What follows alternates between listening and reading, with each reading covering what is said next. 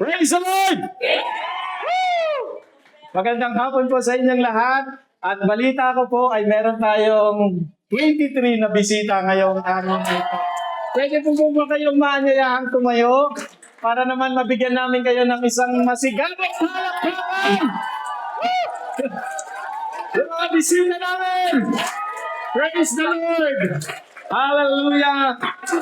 Maraming salamat po sa pagpunta ninyo. Kami po ay truly blessed. Actually, kami po ang privilege na makilala at makadaupang palad namin kayo mamaya. Thank you so much po for allowing us to be your company ngayong araw na ito ng linggo. Amen. Isa pa pong palakpak para sa ating Panginoon. Praise the Lord. Napakaganda po ng ng kanta ng ating mga, alam niyo po kung kilala niyo kung saan po sila nanggaling nung sila nag-uumpisa pa lamang. Ma-amaze kayo na may himala sa Diyos. Kasi yung kagalakan nila to even further yung kanilang talent, yung binigay sa kanila na boses ng ating Panginoon, hinown nila for the past few years at ngayon nakita nyo naman, sabay-sabay na sila. Praise the Lord! At maraming salamat po sa kanilang masugid na tagapagturo, si Ate Joby. Pwede po bang tumayo? Ayan. At pinagtsagaan po ang ating pamilya na sila ay turuan at talaga namang umaawit sila kanina. Iiyak ako kasi alam ko kung saan sila nanggaling at kung ano yung laman ng kanilang kinakanta. Yung pagbabago na ginawa ng Diyos, hindi lamang sa buhay nila pero sa buhay ng bawat isa sa atin. Amen? Amen. Para po sa mga hindi nakakilala sa akin, na-miss yung pangalan ko kanina, ako po si Pastor Leo. Yan, Peralta. At ang pamilya po namin ay taga Pangasinan, Ilocano po kami, kaya ang palakpak man dagide, Ilocano dito lang.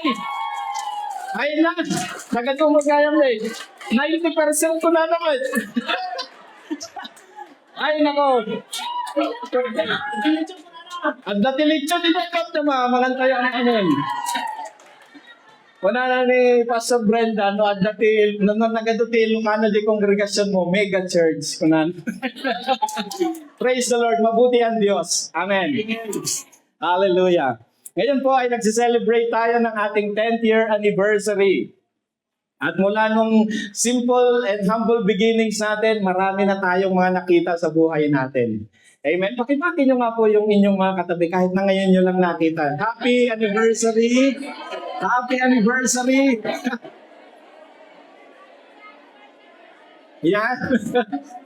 Praise the Lord. Marami pong salamat. At I would like to acknowledge din yung ating mga kasama sa ibang service na talagang dumayo pa rito para tayo ay samahan. Nandito po si Pastor Madel mula sa Bible House at may mga kapatid po tayo doon na mga nagpakita.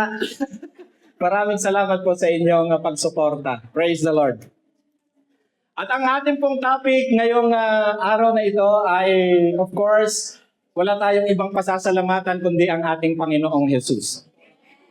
As we celebrate our Thanksgiving, our 10th year anniversary, may kasamang Thanksgiving. Excited kasi ako, November, ang Thanksgiving po ng simbahan natin, ang celebration, mega celebration din po yan sa November.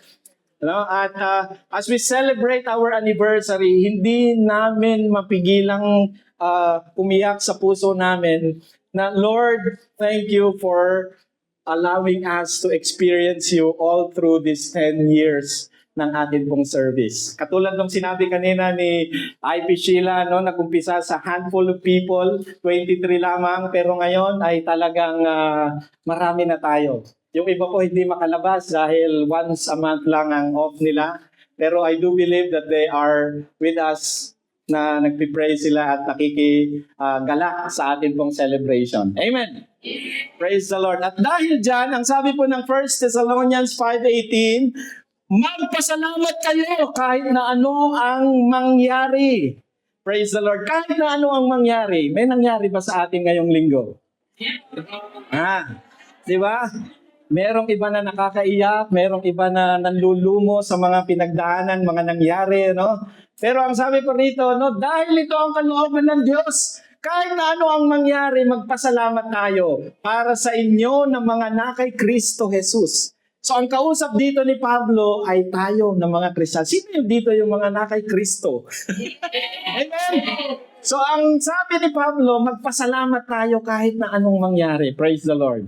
Kahit na tayo ay talagang iniwanan or nakarinig tayo ng hindi magandang balita o may mga news tayo na narinig at patungkol sa ating mga kalusugan at mga babayarin na talagang gabundog na hindi natin alam kung paano natin ipagdadasal.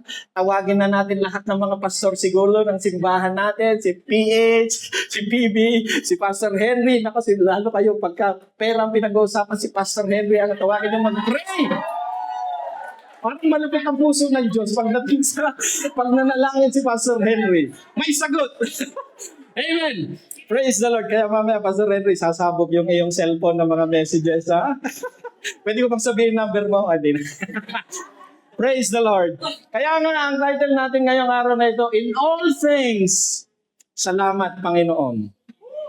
In all things, sa lahat ng bagay, salamat pa rin, Panginoon.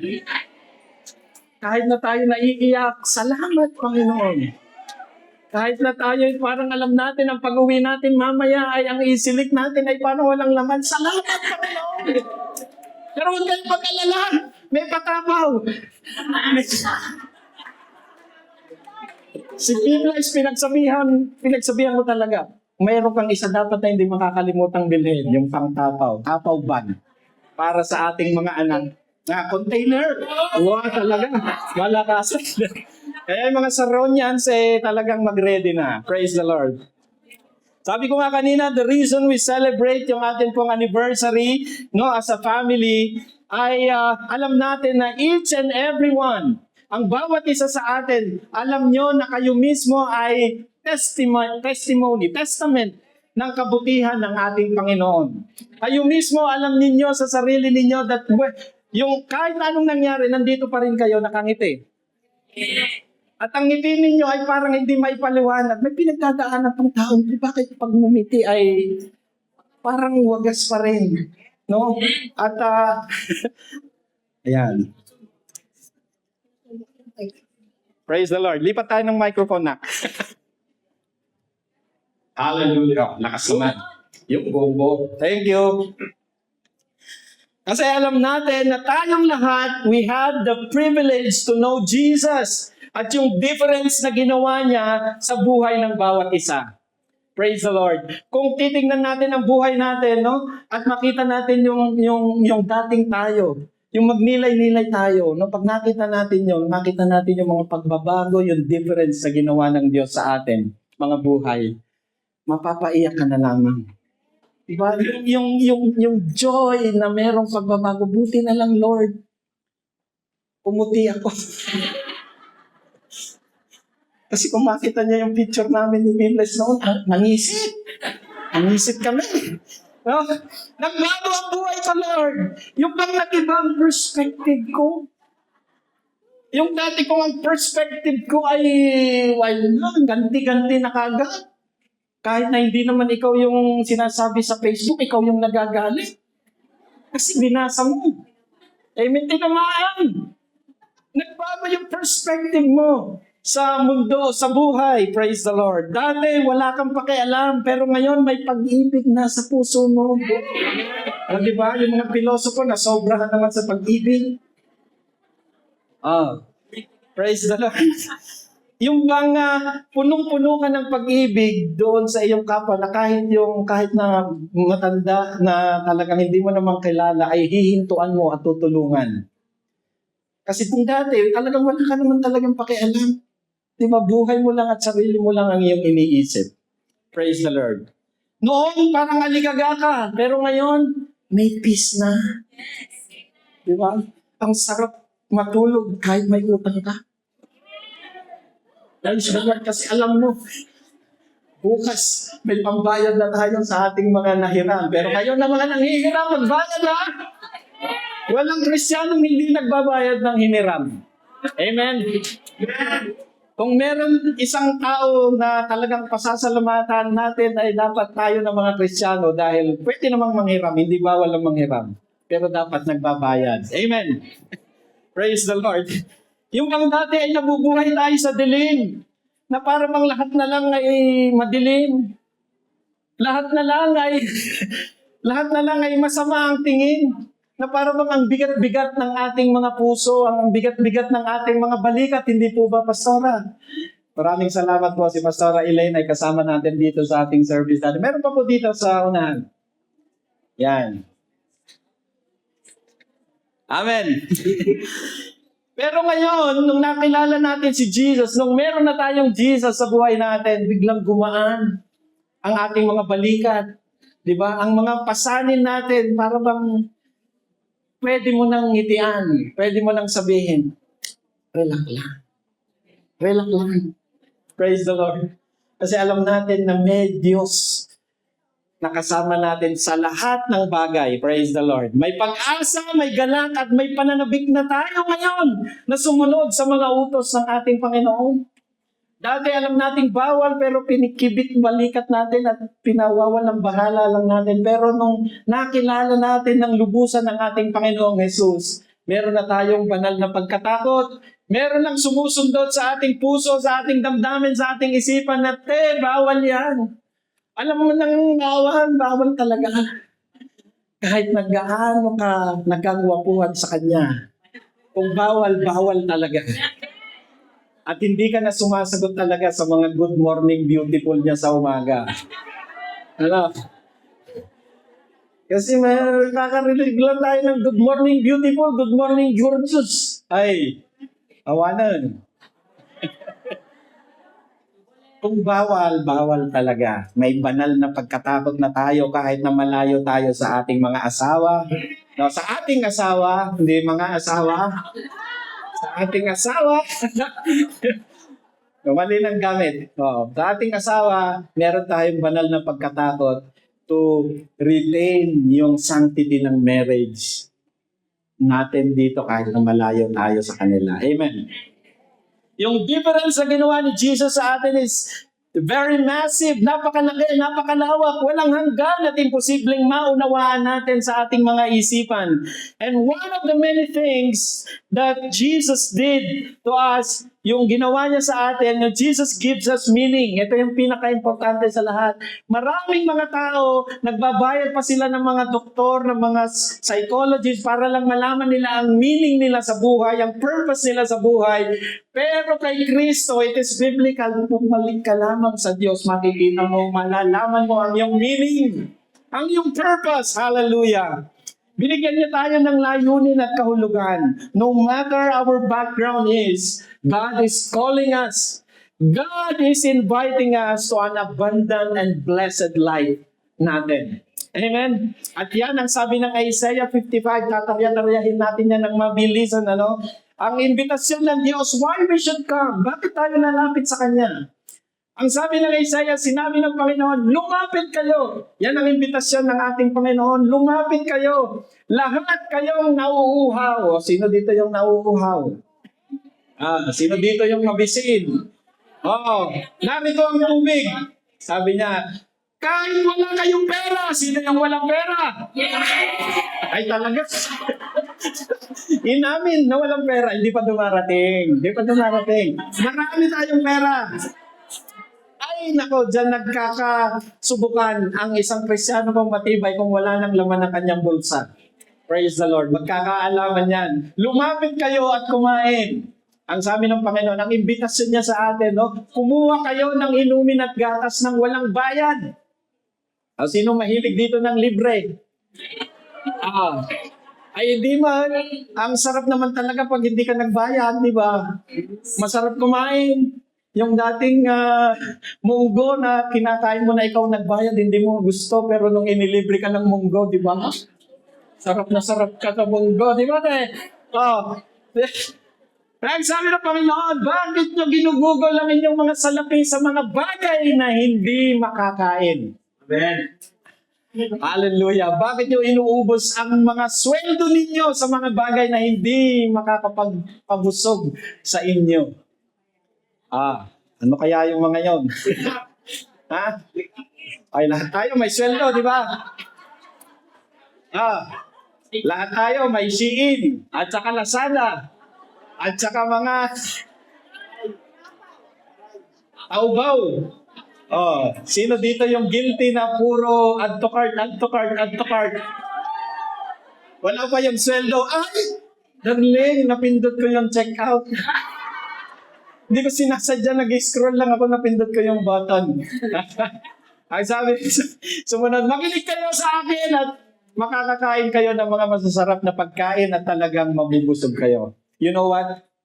Ang gusto ko lang sabihin sa inyo, yung satisfaction natin dito sa lupa, kahit sa lupa pa lang, hindi natin makukuha sa mga material na bagay. Kung sa material na bagay natin makukuha, abay, wala na sanang mayaman na may problema. Kasi sila'y mayaman. Bakit si Pastor Henry, napakasaya niya. Hindi ko sinasabing wala kang pera, Pastor. Pero hindi kumpara dun sa mga mayayaman, bakit tayo nakakangiti? Bakit tayo nakakaawin? Bakit tayo masaya na nakakalabas? Bakit tayo very diligent pa rin sa ating mga trabaho na kahit binubungangaan tayo ng ating mga amo? Praise the Lord. Pagtalikod na, praise the Lord, salamat. Galit na naman si amo. Ang mga report ko, tama naman, pero makita lang niya na alam mo yun, may gusto lang siyang sabihin eh. Parang trip lang niyang magalit, pero parang wala lang sa atin. Tama naman, di ba? Tama.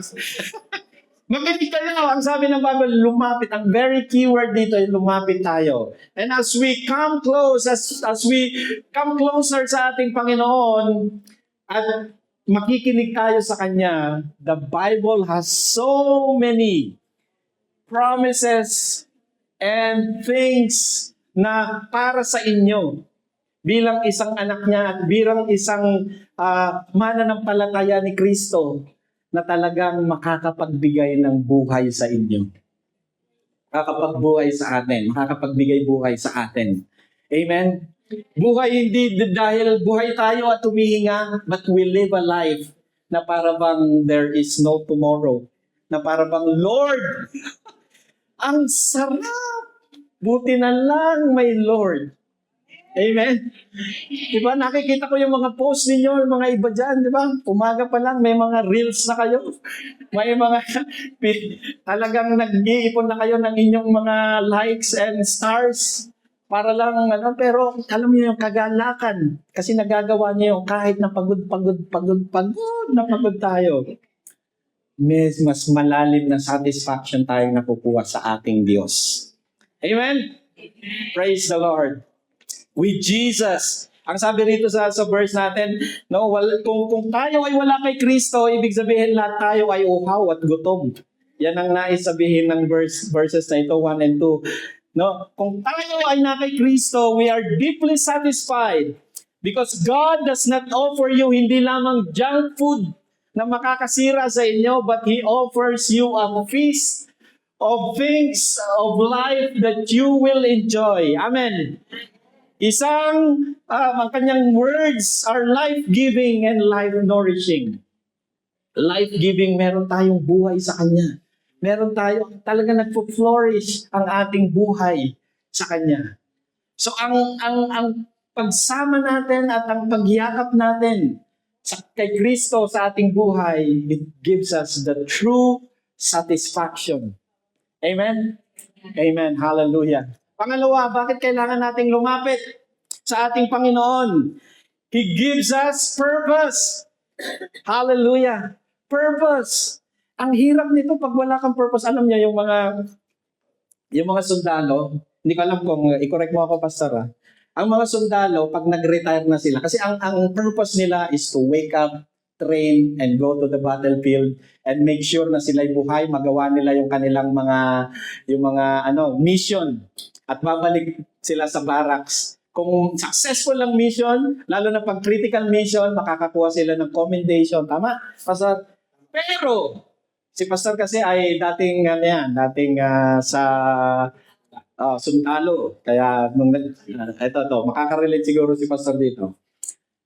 Pagka ang isang sundalo ay nag-retire, medyo at the beginning of his retirement, lost siya kasi nawala siya doon sa purpose niya. Tama, Pastor? Yung bang nasa bahay ka na pero gumigising pa rin siya ng alas 3. Nag-uuniforme pa, naglilinis ng kanyang sapatos, nagsasaing, tama ba? Nagsasaing, lost siya! Kasi yung purpose and meaning niya, nawala siya doon sa environment kung saan siya dapat nandun at nagpo-flourish. Pero ang isang tao bilang isang Kristiyano, no, kay Jesus, lahat tayo, ang buhay natin, makikita natin ang meaning and purpose ng bawat isa sa atin. Kaya naman pala, ginawa ni Lord na pango at maitim si PL. Kasi, pwede niya pa rin pala ako open, pwede niya pala akong ipadala sa Asia. Kasi mga kaputis natin, yung mga kabila doon sa ano, o di ba? Pati yung mga pwede rin ako sa Africa siguro, pagka ako'y pinalagan. Nigeria, pwede rin ako doon. Medyo maputi-puti ako ng konti sa kanila. Alam niyo yun, ang buhay natin, ang creation ng Panginoon, ang lahat, how uniquely and perfect you are, huwag mo nang ikumpara.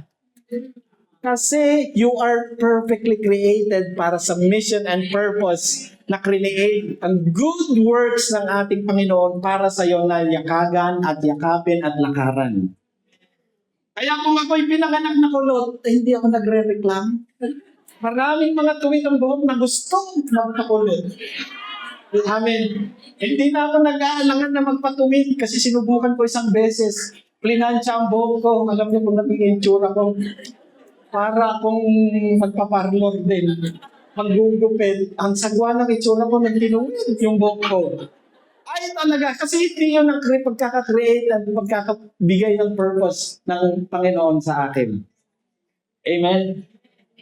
Hallelujah. Kaya tayong lahat, kung kayo ay ligaw pa at kayo ay nag-walling-walling pa sa inyong mga kwarto at sinasabi niyo, ako'y talunan, ako'y walang pinag-aralan, bakit ba itong pamilya ko, bakit ba itong ang binigay ng Lord na nanay at tatay ko, bakit ba hindi ako inilagay sa UK at makahangos sa ilong ko at maputi ako at matangkad ako para naman makahanap ako ng blue eyes? Mga afam? Okay, magkalala. Gusto ng mga afam, mga Asian. Kaya kayo talaga, ang gaganda nyo sa paningin nila. Pero huwag kayong papatukso, ha? Amen. Our Lord Jesus is a life transformer because He has a purpose for your life. Amen? Amen. Ang sabi ng pagbinasa natin yung Isaiah 55:3 to 5, ang ibig sabihin lamang nito, ang biyaya ng Diyos, no, ay hindi humihinto sa atin. Kung paano kayo create ng ating Panginoon, hindi lamang humihinto yung buhay ninyo sa sarili niyo lamang.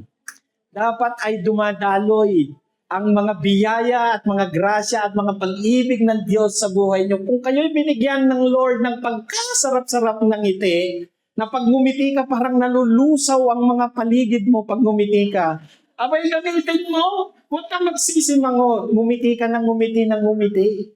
Tingnan mo yung amo mo. Pag pinagagalit ang kangitian mo, tingnan mo. Oh. Di ba? Alam na galit. Ay, itataon din. Ibig sabihin, itataon din natin kung kailan tayo ngingiti. Oh. Tama? Tama? Huwag naman yung naggalit ang galit na sa ikaw nakangiti pa. Ay, talagang lalong magagalit ka. Pag-happy on things lang. Kaya, I send you back home. Sabi na ni Amo. Alam ma. Ganun na siya. Ay, praise the Lord. Lumapit kayo. Sabi na naman dito sa verse na ito. At makinig. Ang biyaya na ibinibigay sa atin ng Panginoon ay pinapadaloy niya sa atin. At dapat hindi humihinto sa atin. Fun fact, mga kapatid. Gusto ko lang sabihin sa inyo. Alam niyo yung Dead Sea? Alam niyo yung principle ng Dead Sea? Sobrang alat niya, di ba? Sobrang alat na walang mabuhay-buhay na mga isda na normal na isda doon. Alam niyo kung bakit? Kasi wala siyang exit.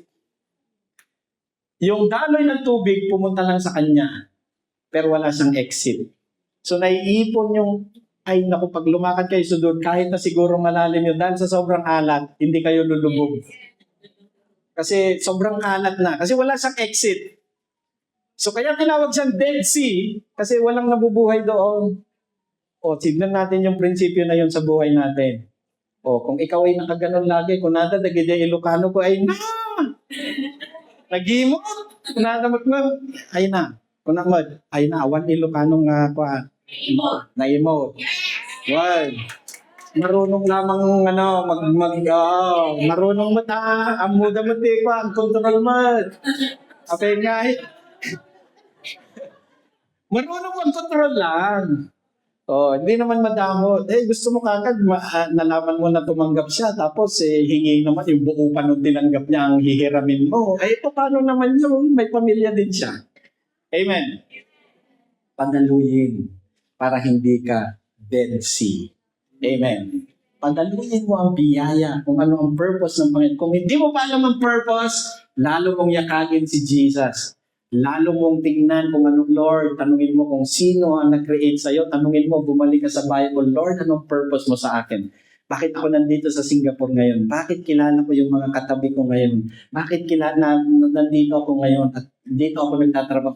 May purpose lahat ng bagay. Walang create si Lord na walang purpose. Ganon si Lord. There is always a purpose sa mga creation ni Lord. Amen? Hallelujah. You are God's masterpiece. Yan ang sabi ng word. He created you anew. Sabi ng Ephesians 2:10, di ba? So that you can do good works He planned for you long ago. Ang buhay mo ay may purpose. Ang iyong istorya ay importante, mga kapatid. Ang iyong mga panaginip ay it matters, it counts. Your voice matters. No? Ang ating mga buhay, ang ating mga boses, it matters. You were born to make an impact.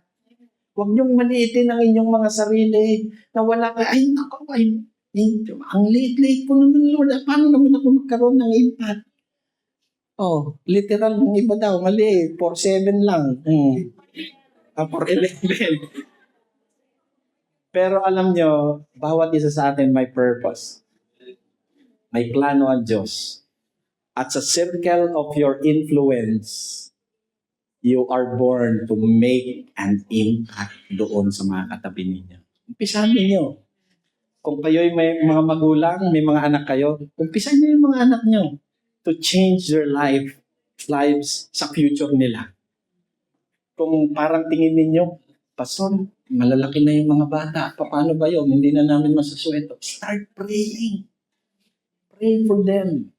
Secure their future. Secure mo yung future nila. Lord, kami ni Pibles, we made it a point na pinagpipray namin yung mga bata. Lord, hindi pa namin alam kung ano ang future nila, pero I know, Lord, that the future that you have set before them, plinano mo sa kanila ay mabuti, Panginoon, and we bind that good future in the name of Jesus. Hindi pa namin masipag kung anong magiging sila paglaki nila, pero binabind na namin yun dahil naniniwala kami that the Lord will bring them doon sa purpose na isinet ng Panginoon para sa kanila. At para sa atin na malayo, as we live and follow Jesus, yun ang magagawa natin, to pray for our kids, to pray for our husband. Huwag lamang galit ng galit. Pag nagpadala ng pera, may kasamang sermon. Ang mga ipibusin na, ubusin ka agad, kakapadala ko pa lang, bukas mag-message ka na naman. Message, gusto na kitang i-block. Amen. Pray! Pray! Hallelujah! Praise the Lord. Amen! Pangatlo po, bakit tayo kailangang lumapit kay Kristo? No, yung sa invitation niya ay dahil Jesus' love and mercy ay napakalaki para sa atin. Amen? As we read through yung Isaiah 55 verse 6 to 9, makikita natin na ang grace ni Lord at ang pag-ibig ng Diyos para sa bawat isa sa atin ay napakalaki. Huwag niyong tignan ang sarili niyo, Lord, ang sama-sama ko na eh. Marami akong naging kasalanan. Ay, sinasabi ko sa inyo, walang malaking kasalanan na hindi kayang patawarin ni Lord. Ano man ang background natin, ano man ang pinanggalingan natin, the Lord, ang kanyang pag-ibig, ang sabi rito, ang kanyang awa sa atin ay napakalaki. Amen. Repentance is necessary for us to enjoy God's presence fully. Alam niyo kung bakit? Pansinin niyo to. Christian ka, tapos meron kang tinatawag na pet sin. Alam niyo yung pet sin? Yung inaalagaan yung kasalanan. Pet. Diba? Marami tayo. May aso minsan. Alagang-alaga natin. Diba? Pero tayo din, hindi pet sin pet sin. No? I am not here to condemn you, pero kayo ang nakakaalam nun. Ang bawat isa sa atin, meron at meron, doon at doon lagi tayo bumabagsak at nadadapa. Pansinin ninyo, the moment na nagawa ninyo, nadapa ulit kayo, parang feeling ninyo, ang kasunod nun, may remorse, may shame. Ang sama-sama ako naman. Nagawa ko na naman yun. Sinabihan mo ako, Panginoon, na may kababaang loob, pero nagsungit na naman ako. Hindi ko mapigilan, sinumitan ko si Amo. Kinagalitan ko siya. Hindi niya inuutos kagad ng madali yung mga kung kailan alas 12, tsaka magpapamansyong at magpapaluto na kung ano-ano. Nakakagalit. Kilala ninyo yung sarili niyo, magagalitin kayo. Pero the moment na nagalit kayo, nag-give in kayo doon sa sa pagkakamali, anong kasunod? Sabi ko nga sa inyo, para bang merong remorse. And para bang may feeling kayo na you are not, you don't enjoy yung presence ni Lord sa buhay ninyo. Pero in good days, di ba, yung parang, napanagumpayan ko siya. Panginoon, nangitian ko siya, hindi ako nagalit. Praise the Lord. Ramdam mo yung pag-ibig ng Diyos. Sama. Amen. Hallelujah. Pero pansinin niyo, ang sabi ng Panginoon dito sa verse natin, siya, kung tayo ay lalapit sa Kanya, whether the same sin, no? Siya ay malaking Diyos, ang tayo ay kaaawaan niya at patatawarin niya, no? Dahil iba siya mag-isip. Huwag niyong tignan ang sarili ninyo na kayo na ngayon nagkasala, kayo pa yung nagko-condemn sa buhay ninyo. Pero nais kong sabihin sa inyo, no, na hindi lamang dapat humihinto sa pagsusorry. Lord, sorry, nagawa ko na naman yun. But sabi nga ng mga bata, we should be sorry enough to stop. Dapat mas maraming panalo kaysa sa talo. Mas maganda kung mag-record kayo doon sa kalendaryo ninyo. Pag may ex, yun yung nanapa kayo, nagalit kayo. Pati yung asawa niyong pagkabait-bait, kinagalitan ninyo. O di ba, ex, ganun. Tapos makikita mo ilang araw, walang ex. Doon na sa dulo, Lord, salamat, Panginoon, mahaba ang iyong mercy sa akin, ang iyong pag-ibig sa akin, ex na ulit. At yun yung pananal, makikita ninyo isang araw mahaba na yung wala nang ex. Mas maganda pag nakikita ninyo. Pero kung deliberately ginagawa ninyo kasi nag-i-enjoy kayo, mag-ingat din kayo. Kasi by the time na ang ating paglapit natin sa Panginoon, kasi ang sabi niyo, tumawag sa Kanya habang naririyan pa siya para tulungan kayo. There will come a time na ang inyong puso ay titigas na. At parang wala nang banal na pagkatakot na kahit magalit, wala na kayong nararamdaman na mali yung inyong ginagawa. Mag-ingat din tayo doon, mga kapatid. Kaya as we self-evaluate, as we praise the Lord sa ating 10th year na, dapat marami na tayong napanagumpayan. Amen? Hindi na dapat tayo magagalitin, hindi na dapat tayo chismosa, hindi na dapat tayo laging umuutang, hindi na dapat tayo nagpapautang na, dapat tayo nanlilibre na, 10 year na. Amen? Tama! Praise the Lord! Let's turn to God. No matter how far you have fallen, ang katotohanan, God will always forgive us. Praise the Lord. You see, ang tunay na satisfaction, ang purpose, ang love and mercy ay matatagpuan lamang kay Kristo. Hallelujah. If you look elsewhere, kung kani-kanino, kung doon sa pera o doon sa kamag-anak natin o kung sino-sino man, we are bound to fail and tayo ay matatalo at a certain point. Tayo ay mabibigo, yun yung word. Tayo ay mabibigo. Dahil kay Kristo lamang merong totoong satisfaction, kay Kristo lamang may tunay at matuwid na purpose and meaning sa buhay natin. At kay Kristo lamang makalalaman at mararamdaman natin ang tunay na pag-ibig at ang tunay na awa para sa atin na hindi karapat-dapat. Amen. Amen. Praise the Lord. Hallelujah. Alam niyo po, sabi ko kanina, Jesus, siya ang reason ng ating pagse-celebrate ngayon. But sa ating mga bisita, I have this question sa inyo. If you think na wala pa kayong relasyon sa ating Panginoon, ano mo sinasabi namin, well, may Jesus ako sa puso and all that, napakadali lamang. No? To have that journey, no, para sa ating mga bisita, to have that journey na may kasama tayong Kristo sa buhay natin. Ang sabi ng word, di ba? Ang sabi ng Romans 10:9, if you confess with your mouth that Jesus and believe in your heart that God has raised Him from the dead, you will be saved. Not only saved, but He will give you life na meaningful. Life that you can celebrate sa ating paglakad bilang isang tao dito sa lupa. No matter how we think we are small, we need Jesus in our lives. Amen? Amen? Kaya para sa ating mga bisita, tayo pong lahat ay tumayo as we close.